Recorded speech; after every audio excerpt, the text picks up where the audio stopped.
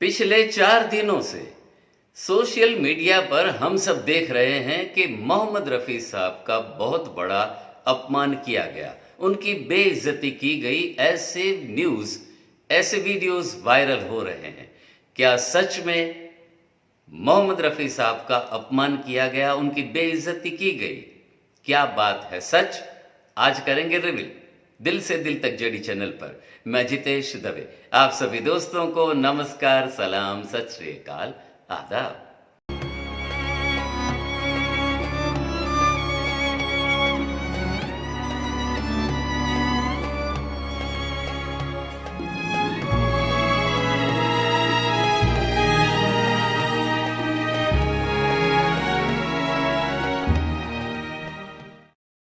Hello family, पिछले 4 दिनों से सोशल मीडिया पर मोहम्मद रफ़ी साहब से प्यार करने वाले उनकी पूरे विश्व की फैन फॉलोइंग, जिनको बार बार कुछ एक किस्म के वीडियोस मिलते रहते होंगे कि मोहम्मद रफ़ी साहब की बेइज्जती की गई, उनका सम्मान पूरी तरह से मेंटेन ना हो पाया, मोहम्मद रफ़ी साहब का अपमान भी कर दिया गया। ऐसे भी वीडियोस आपने देखे होंगे।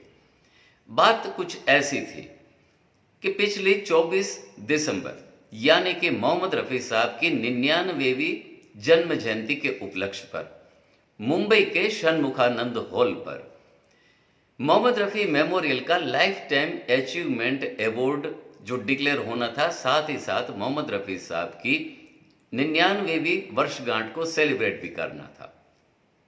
तो उस पूरे फंक्शन पर हम सभी ने देखा, आप सब भी जानते हैं कि पूरे भारत के तकरीबन 2500 से आसपास 2500 के आसपास पूरा ऑडियंस, जो षणमुखानंद हॉल की पूरी कैपेसिटी है, वो पूरी हाउसफुल हो चुकी।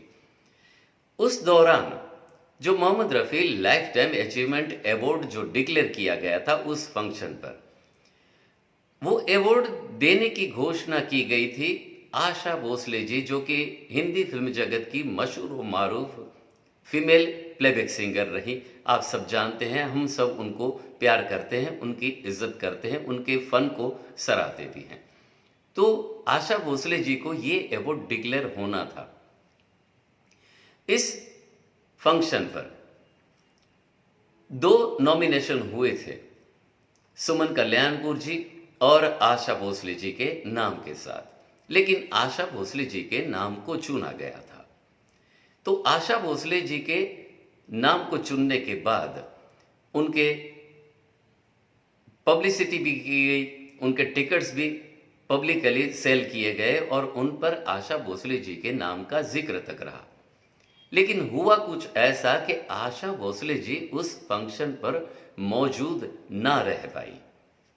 वजह बहुत सारी चर्चा में रही। लेकिन आज हमारा सवाल आप सभी से ये है कि अगर Asha Bhosle ji Mohammed Rafi memorial lifetime achievement award पर अगर मौजूद नहीं रहती, तो उसमें मोहम्मद रफ़ी साहब का अपमान हुआ माना जाना चाहिए या नहीं? तो आशा भोसले जी अगर अपनी किसी मशरूफियत के बावजूद उस फंक्शन पर मौजूद ना रह पाए, तो उनमें मोहम्मद रफ़ी साहब की बेइज्जती, जहां तक हम मानते हैं, नहीं हो जाती। अच्छा, दूसरी बात मैं आप सभी के ज़हन पर लिए लाना चाहता हूं कि इस वक्त हिंदी फिल्म इंडस्ट्रीज के जितने भी मशहूर व मारूफ फनकार रहे, इनमें आशा भोसले जी भी हैं, संगीतकार प्यारेलाल जी भी हैं, सुमन कल्याणपुर जी भी हैं, आनंद जी साहब भी हैं, कल्याण जी आनंद जी जोड़ी वाले, और उषा टिमोथी जी हैं। ये सभी सीनियर फनकार जिन्होंने मोहम्मद रफ़ी साहब के साथ अपने फन को, अपनी कला यात्रा को आगे बढ़ाया है और हम सभी के दिलों तक पहुंचाया है। साथ ही साथ इस वक्त इंडस्ट्रीज के जितने भी फनकार हैं, नामवर जितने भी फनकार हैं, उन सभी को किसी एक फंक्शन पर मौजूद रहने के लिए कम से कम मिनिमम अगर आप अमाउंट पकड़ ले तो 5 से लेकर के 10 लाख तक का पेमेंट किया जाता है। तो उनकी प्रेजेंस के लिए भी अगर इतना बड़ा रेम्यूनरेशन उन फनकारों को दिया जाता है, किसी सिंगिंग कंपटीशन में जज बनने के लिए भी, तो इतने सारे खूबसूरत हैंडसम पेमेंट मिलते हों ऐसे फंक्शन पर कोई नामी फनकार सिर्फ अवार्ड हासिल करने के लिए अपनी बड़ी उम्र होने के बावजूद भी मौजूद हो, ऐसा एक्सपेक्ट करना शायद बड़ी बात है या गलत बात है। वजह चाहे जो भी रही हो, हमारा मानना यह है कि अगर Mohammad Rafi lifetime achievement award उन फनकारों को दिया जाना चाहिए था जिन्होंने अपनी ज़बरदस्त परफॉर्मेंस देने के बावजूद भी उतना नाम नहीं कमाया, जिनके गाने इंडस्ट्री में पहले रिकॉर्ड हो जाने के बावजूद एक या दूसरी वजूहत से उनके गानों को हटाकर उसी गानों को दूसरों के स्वरों में गवा दिया गया, जिनके बड़े बड़े नाम थे, जिनमें सुमन कल्याणपुर जी का नाम सबसे ऊपर है। दूसरे नंबर पर रही उस दौर में जिनके गाने काटे गए, उनके प्री रिकॉर्डेड गानों को हटा करके दूसरे फनकार, जिनमें लता मंगेशकर जी भी रही और आशा भोसले जी भी रही और उषा मंगेशकर जी भी रही, उनकी आवाज़ों में गवा दिया गया।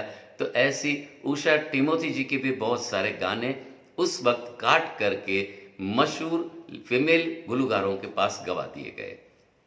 तो ऐसी दोनों ये गुलकाराएं सुमन कल्याणपुर जी और उषा टिमोथी जी भी इस फहरिस्त में मौजूद रखनी चाहिए थी, बावजूद आशा भोसले जी के।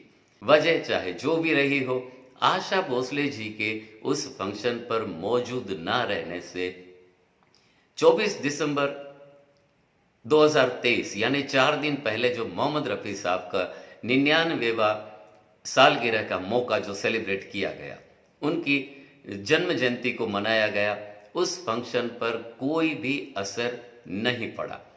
2500 से ज़्यादा तादाद में जो मौजूद रही ऑडियंस, जो मोहम्मद रफ़ी साहब से प्यार करती है, उन्होंने ज़बरदस्त अंदाज में तकरीबन 4 या 5 बार बार रिपीट कर करके फिल्म फर्ज का गाना बार बार दिन ये आए जो रफ़ी साहब ने गाया था, उसको गाया पूरे क्राउड ने साथ मिलकर के, और बाद में पूरे फंक्शन को कंप्लीट किया गया ज़बरदस्त कामयाबी के साथ। तो किसी के मौजूद रहने से या किसी के मौजूद ना रहने से ना तो कोई फंक्शन की शान बढ़ती है, ना किसी की शान घट सकती है।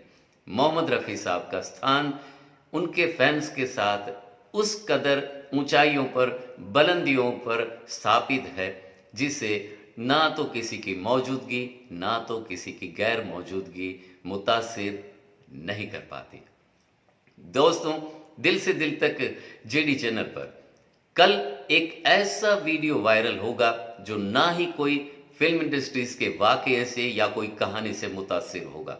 एक ज़बरदस्त अवेयरनेस फैलाने की इच्छा से हमने उस वीडियो को बनाया है, जो कल शाम को पब्लिश होगा।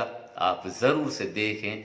उस वीडियो को देख करके आपको कहीं ना कहीं छोटी सी एक अवेयरनेस ज़रूर से मिल जाएगी।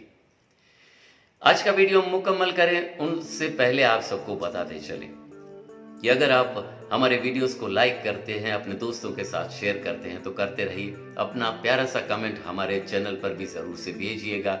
हमें पता चलता है कि कौन से मूड से जुड़े हुए वाक़यों को सुनना आप पसंद करते हैं। अगर आप चाहें तो हमारे चैनल को सब्सक्राइब करिए और हाँ, बेल नोटिफिकेशन और ऑल के बटन को भी ज़रूर से क्लिक करिएगा। आप सभी को हमारे वीडियोस के नोटिफिकेशन सबसे पहले मिल जाया करेंगे।